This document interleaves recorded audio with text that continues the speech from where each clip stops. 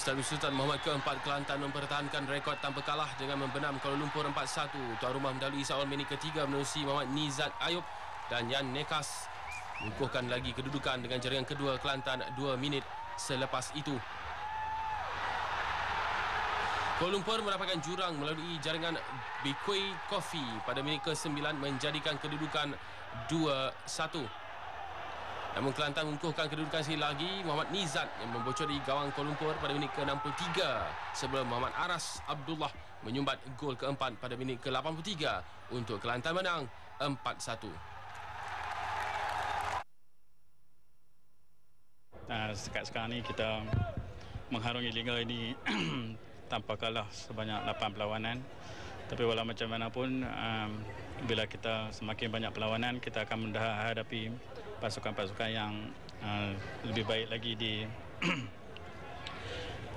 Liga Perdana ini. Dan saya rasa di sini kita perlulah membuat persediaan yang lebih rapi lagi. Saya percaya Kelantan berkeupayaan untuk memberikan saingan yang baik dengan pasukan Johor. Kita tidak nak ada over confidence. On paper, Johor adalah leading the table dan mereka mempunyai rekod sumbatan gol yang baik dan rekod kena gol yang juga baik.